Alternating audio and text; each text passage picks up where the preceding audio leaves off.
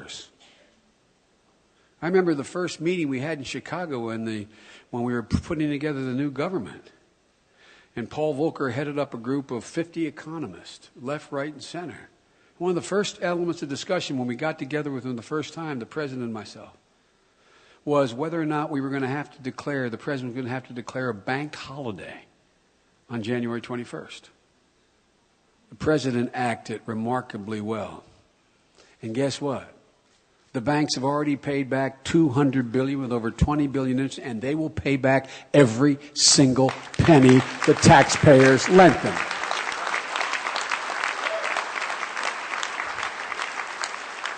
Through the courageous leadership of President Obama, we changed the health care system in America that was broken, eliminating insurance company abuses, giving tax breaks to small businesses, and most importantly, driving down the cost of health care long-term by over $100 billion in the first 10 years and over $1 trillion over the next 20 years. We, with your help, we passed legislation to help people who lost their jobs survive, while at the same time beginning to revive the economy by significant tax breaks for small businesses and innovative companies who are laying down a foundation, a new foundation for the 21st century. Because every one of you know and every American knows, we cannot lead the world in the 21st century with the same basic policy and economy we had in the 20th century. We need a new economy.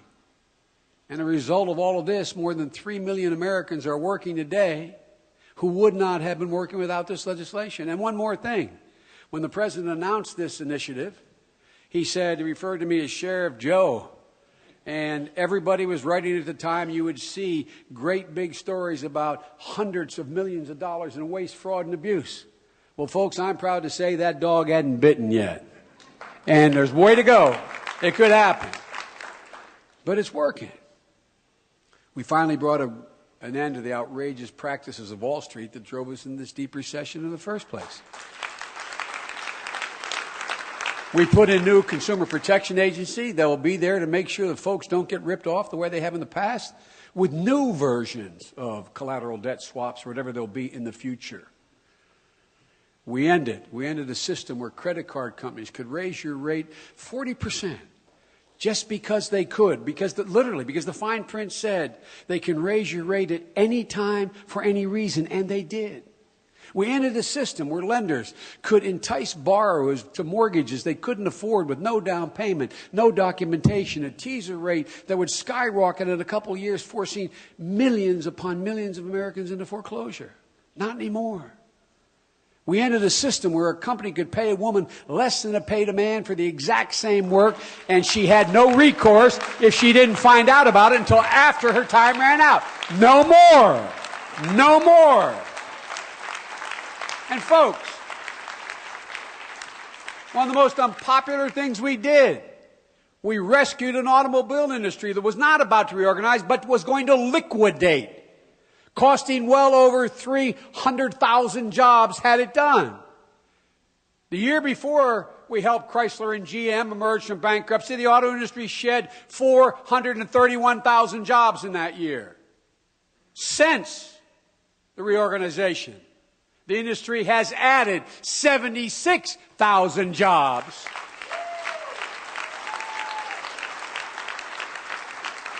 There are a total of 1.6 million people employed in the automobile industry, making a middle-class wage, and the industry is growing at the fastest rate it has in the last 10 years. Ladies and gentlemen, we've begun to totally revamp our education system.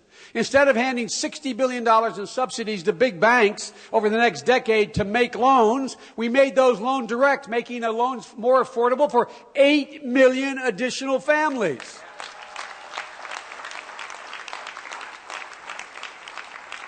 And if you sat at my kitchen table growing up, or yours, or millions of the kitchen tables today, one of the things people are most worried about right now is, am I going to be able to send Mary back for the second semester or the second year? Am I going to be able to keep Johnny in school? What about Eric? I don't think we can do this. That's what people worry about. That's what middle-class people. Do you know anybody, any mother or father, from someone living in poverty to the most wealthy person in America, doesn't have the same aspiration to send their child to college? I know of no one who doesn't have that dream.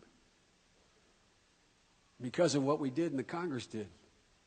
We're making that literally, now, today, immediately, more affordable. We've tripled how much we're investing in tuition tax credits for families, double the amount available for Pell Grants, increased the maximum Pell Grant award. We've capped student loan repayment at 10% of their discretionary income.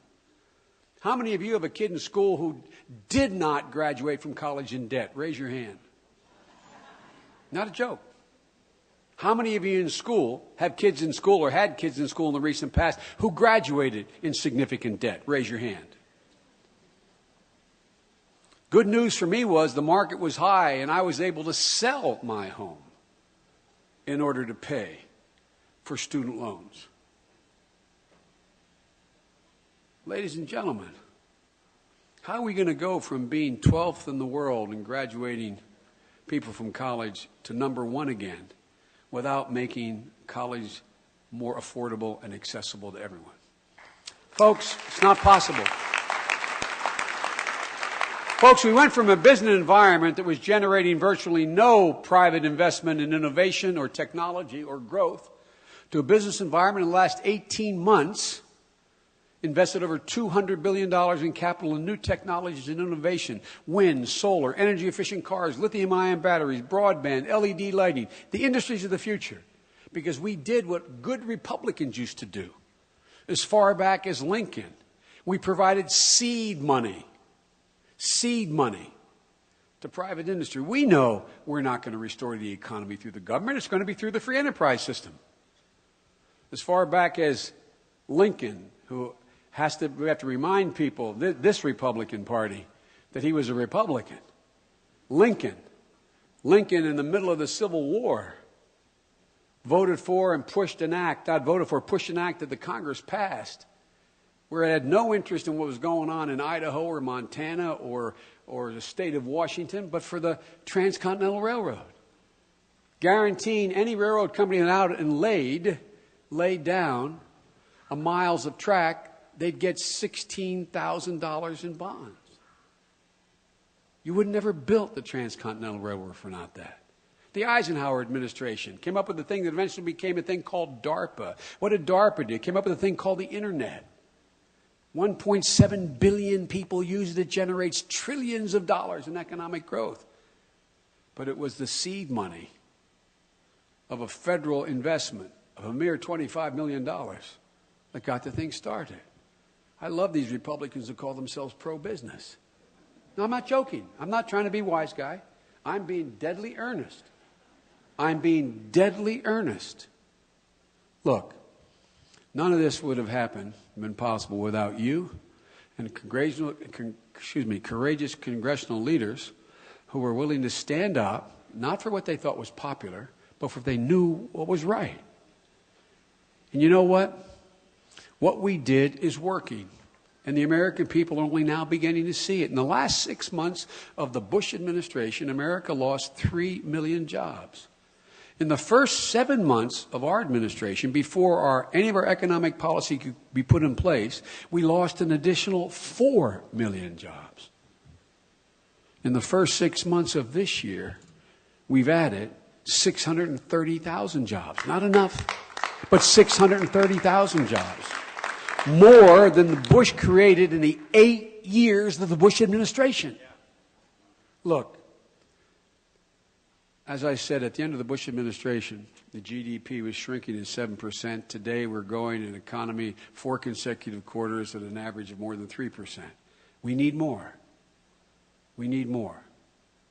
But the folks know out there it takes a long time to bring back 8 million jobs and revive an economy that had slipped so badly. When the President and we knew, as I said, we couldn't guarantee economic growth from Washington, but we also knew that all great presidents can lay down a foundation for business on which it can expand. We can support a vision that entrepreneurs can grab onto, providing them with seed money. And most importantly, we can set national goals that inspire a nation to new heights. Entrepreneurial skills, looking at our workers, their ingenuity, their grit, their determination. That's exactly what President Obama and the Democratic Congress have done. We replaced the failed approach of the past with a new vision of the future. The vision of investing in innovation, research and development, relying on and encouraging ingenuity and talent of the most creative people in our country. A vision of a middle class that gets ahead instead of continually falls behind. That's my vision. That's the president's vision. And I'm confident it's yours. And it's something we haven't had in a long while. A national vision. You know, if this is all true, you have to ask yourself, well, Joe, why aren't the polls showing things better now? Joe, you tell me all this, and I suspect this audience is like preaching to the choir. You don't doubt what I'm saying. You know it's true. But you have to ask yourself, why? Why is this not self-evident to all the American people? Well, my grandpa Finnegan used to have an expression. He used to say, Joey, no one focuses on politics and election until the World Series is over. It used to be over in early October then. Most of us in modern politics, as Donna will tell you, it really doesn't start to focus until after Labor Day. And I think that's literally true, by the way. Not figuratively true. Up to Labor Day, people focus on their circumstance and how upset they are with good reason. Because as I said, many of them have been stripped of their dignity. And they look out there and they focus on the only person who's there, the only one they see. And that's the President of the United States and the Democratic Congress. But guess what, folks? Come Labor Day and shortly thereafter, they're going to begin to have to compare. Focus and compare. You know, there used to be a mayor in Boston when I got elected to the Senate. He was a mayor up to that time, way back in '72. His name was Kevin White. He said, don't compare me to the Almighty. Compare me to the alternative. Don't compare me to the Almighty. Compare me to the alternative. Well, ladies and gentlemen, people don't want to even have to focus right now. In the dog days of August, they don't even want to focus. And they know they can. They can focus on their understandable anger and frustration and fear. But folks, that's about to change. And when they start to look at the alternative, they're going to see my phrase, and I'm going to get in trouble for saying this, Donna. This ain't your father's Republican Party. This is the Republican Tea Party. This is the Republican Tea Party. And as they focus on the alternative, as I refer to it, the Republican Tea Party, what they're going to find out is the choices are pretty stark. They're going to begin to see a Republican Party that's a combination of the old failed policies of the Bush administration, the old neoconservative notions about international relations as well as economic policy, combined with a new set of draconian ideas, basically on steroids, the old process. Literally, not a joke. This is what it's going to be. They're going to go out there and look at a decent man, and he is a decent man, in my best I know him, Rand Paul. They're going to go out there and look at Sharon Angle. They're going to go out there and look at what the Republican Party is really offering. They're offering more of the past, but on steroids. Not a joke. I know it sounds like it's funny, but it is true. It's not just that they have no new ideas. They actually have some new ideas. But the new ideas are taking the old ones and even further squeezing the life out of them. Ladies and gentlemen, think about it. I know this is a political gathering and I'm a politician. But just step back. Try to take your head, ask the press, anyone listening to this. Take off your Republican or Democratic hat and ask yourself, what alternative has been offered? What alternative has been offered? Ladies and gentlemen, ask yourself. I've been a senator and a vice president for a total of 37 years now. I can say without fear of contradiction, there's been no time in my career, and I would argue no time in recent history, when every major initiative of one party has been unable to garner any more than 3 votes from the Republican Party. Let's assume we were wrong 90% of the time. at least 10% of the time, there'd be some